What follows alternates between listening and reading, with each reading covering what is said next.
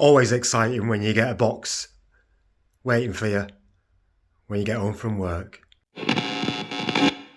Today, I've got a new car to the channel to unbox, give it a quick look over, take it for a run, and let's see what we think. It's the Corolli Spark XB. Let's have a look. Also, just give a big shout out to Bend It Mend It RC. I'll put a link to his channel underneath. Without his help, this video wouldn't be possible, so big shout out to him.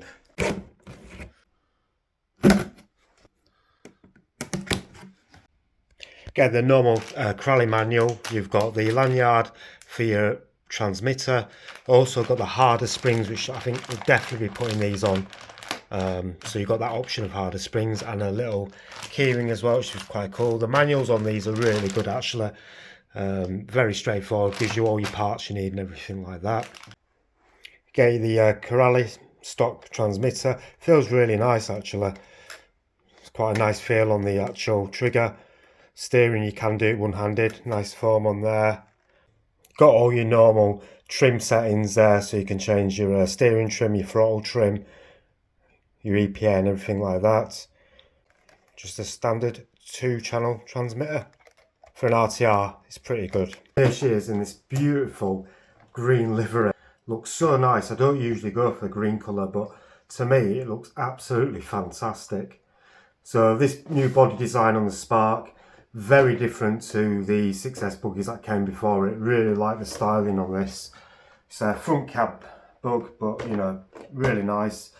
Obviously got 2 tethered clips here to keep the body in. They just unclip like that and the body comes out. Body feels really nice, as most Corolli bodies are. Feels nice and thick and strong. Usually buggy bodies do really well. Nice ring on here.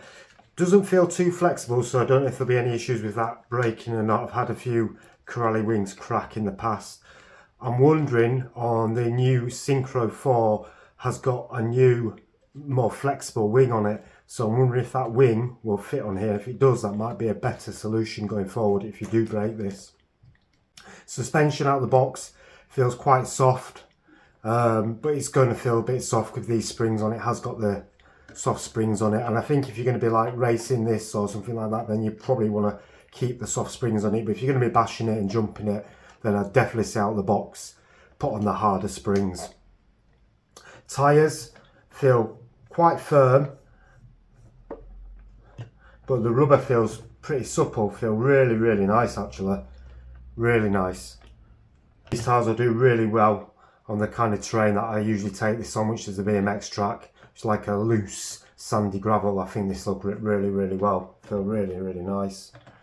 17mm wheel nuts. Obviously with Corolli they don't serrate them, so I would recommend again, if you're going to be running this on 6S and really bashing it hard, probably put some serrated wheel nuts on this. But yeah, looks absolutely amazing.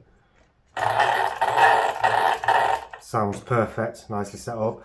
Obviously you got the 6061 shock towers, 5mm.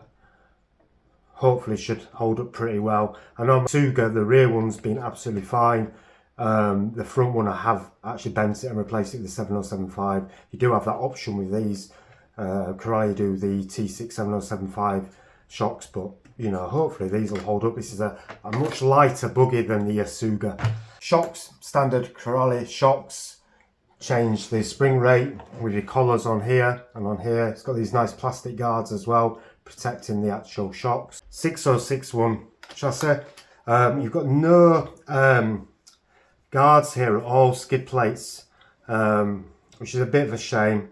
I might see what will fit on this, but yeah, I'm sure you can get skid plates for this, which would be nice to see. Again, if you're racing this, it's not an issue, but if you're bashing it, it's always nice to have a bit of protection on there. But yeah, as always, Corolli chassis are pretty good out of the box. 6061, good quality aluminium. Got all plastic rear links and steering links, which I don't find a problem with at all. It just, you know, they're less likely to break than metal ones in my opinion, and these are the upgraded ones as well. They're a lot fitter, they're a lot thicker. You've got your beefed up arms, so the arms are a lot thicker than previous 1.8 6S buggies. They look pretty beefy, front and back. You've got full metal hinge pin holders, A, B, C, D, with plastic covers on them, so they should stay nice and tight in there. No rear bumper, it's a buggy, just a small little front bumper on here. The Torx 185, great ESC, more or less a rebranded Max 8, and you've got the extra cat packs on there as well, which is always good. Nice little spot there for the actual button as well, so you can get it from underneath. Run 825 motor, absolutely fantastic motor is this, runs really well. You've got your hardened steel out cups and drive cups all the way around.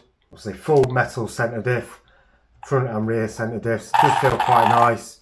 Again, might have a look in these and put some thicker fluid in, but at this point we're just going to run it stock and see how it runs first. Aluminium chassis brace all the way across, or aluminum for you Americans watching.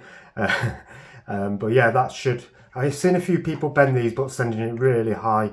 I think you can get the 7075 upgrade from Crowley for that as well, but again, best just to see how it goes.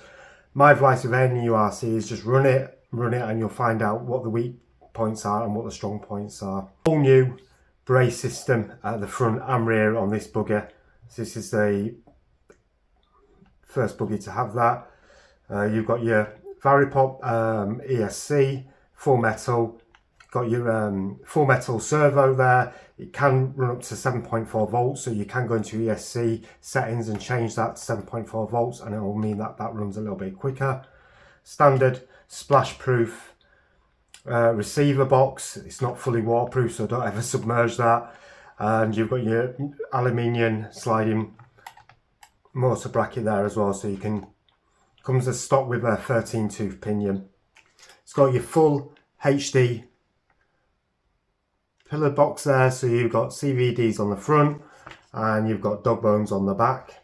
Centre diff in there, aluminium, which is always nice.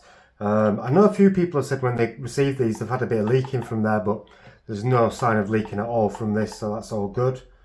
I'm going to show you now the size comparison between this and the Asuga. So here's the size difference between the Asuga and the Spark. You see the wheelbase is quite a bit longer on the Asuga. Width wise as well, it is quite a bit wider, but not a huge amount. Chassis is obviously a lot bigger, and you've got a few different designs there as well, but pretty much the same setup. The battery tray is slightly smaller on this, but not by a lot. That just gives you a size comparison between the two of them, which really more showing you how big the Asuga actually is compared to the Spark. But the Spark by any means is not a small bugger, it's a true 1/8 bugger, whereas this is more of a 1/7 bugger.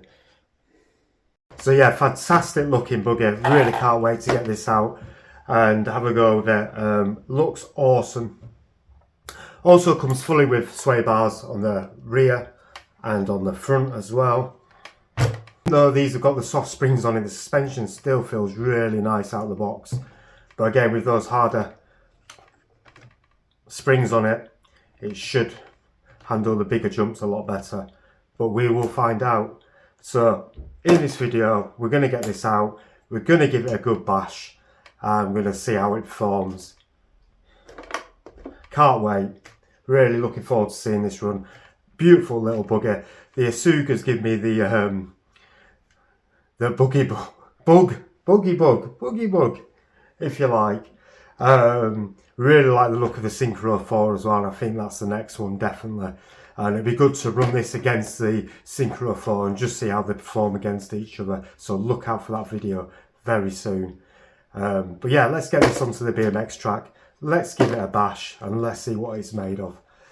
Fantastic. Crowley Spark XB6 first run at the BMX track. Hello, this is a future me. Just a quick one before you watch the actual footage. We lost a lot of the sound. The weather just really got bad. We were having 40-50 mile an hour winds. It started raining. No sound at all. So I'm just going to put some music over the footage. But it ran really well. Ran it for 40 minutes. No breakages.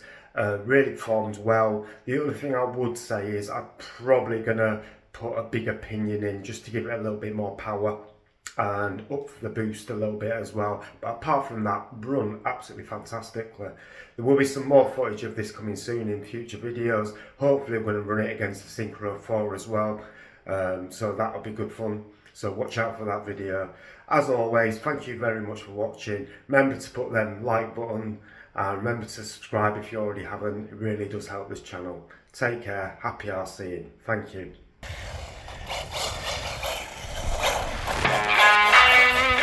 Sounds nice and smooth, doesn't it?